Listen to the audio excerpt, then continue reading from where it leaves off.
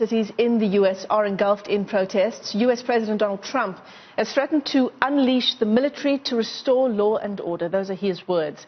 So can President Donald Trump invoke the Insurrection Act? And what will the political cost be of that kind of action?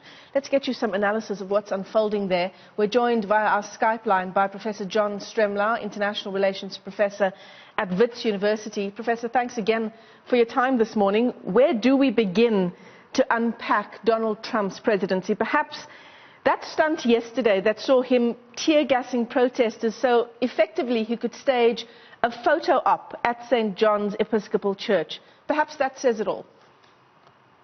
Well, it certainly does suggest his cynical approach to this very profound and important problem that has conflicted America for hundreds of years, and it's come to a head. That is the residual racist discrimination that persists in American cities, including Minneapolis. And I think that we should at least be encouraged by the fact that the demonstrations seem to have been peaceful last night, and I liked your reference to the Floyd family earlier that said that it was really important to get out and vote. And from Donald Trump's standpoint, this is all about his reelection, and he's going to try to run on a law and order platform, which recalls the 1960s and Richard Nixon's campaign. But these are very different times, and this is a much more far-reaching and inclusive process of demonstration that we've been seeing. So I saw that terrible incident of his going across the park and clearing away these peaceful demonstrators in order to let him have his photo op. And at the same time, Joseph Biden, the opposition candidate, it looks like, was in a black church in Wilmington, Delaware, listening to the parishioners and talking about the serious problems facing the nation. So it's a very stark contrast. Professor, this week he was threatening to mobilize the military. At the same time, just before he performed what really was a performance of walking from the Rose Garden to that church yesterday, as you say, clearing a path through those protesters. He said in the Rose Garden that I am your president of law and order. In the same breath, he threatens to mobilize the military to bring these, quote, thugs under control. It's just bizarre.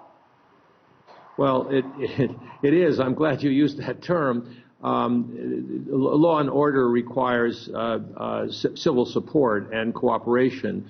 Policemen should not be warriors. They should be guardians. And we do need police to be part of our communities, of course, and we have a problem here. But the problem in the United States is much more, unfortunately, deeper, and in many ways we're seeing the manifestations of this now. He could, under the law, I've gone back and looked at 1807 insurrection law, and he could deploy the U.S. military, but I think it would be extremely counterproductive and dangerous because the times when you used it in the past was like the civil rights demonstrations and outbreaks in the South in the 1960s when the local authorities were in no way prepared to act to try to restore order. And all of the state governors have called out their National Guards and have tried to stop the looting, which is so destructive to the broader campaign of social justice.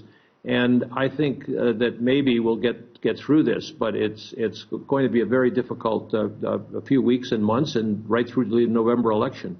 Yeah.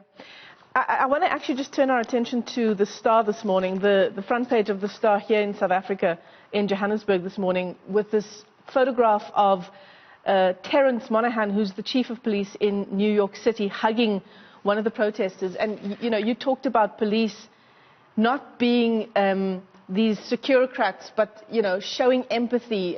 You know, they're not there as an organization that should be clamping down on protesters. And we've seen other media houses as well leading with photographs with some police officers, you know, kneeling in front of protesters.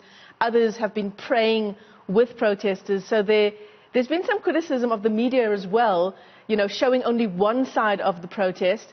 But there is this other side of officers who are not in agreement with the stance that President Trump is taking. In fact, just yesterday, Christian Amanpour talking to another chief of police who also said that Donald Trump should really, in his words, keep his mouth shut because he doesn't speak for the cops certainly in that particular area, where that chief of police resides.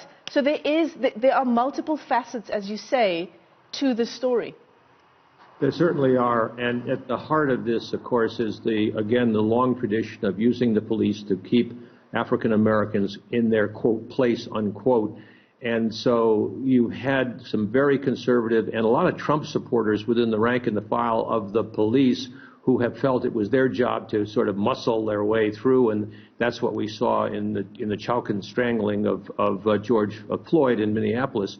Minneapolis is a good example because it's had 2 or 3 very progressive and reformist police officers, and in fact the head of police now is an African American, as is the Attorney General in Minnesota.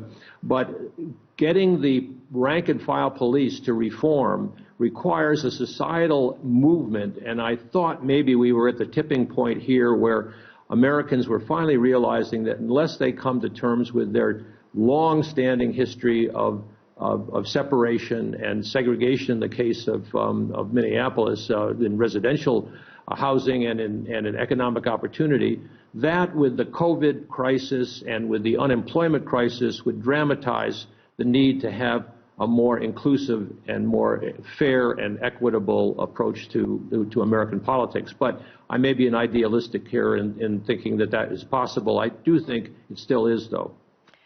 Professor, your reading of how the U.S. president has responded just as a human being to what happened when George Floyd was killed, just a real lack of genuine empathy. I mean, I'm on his Twitter page now, and the pinned tweet on his page is, quote, "My administration has done more for the black community than any president since Abraham Lincoln." There's just a real lack of humanity in responding to the nation mourning the death of not only George Floyd, but so many unarmed black men in America who were killed at the hands of white police officers. Just really connecting with the black community, to the minority community in the real struggles they face economically, through COVID-19, through the over-policing of their communities. Where is his humanity?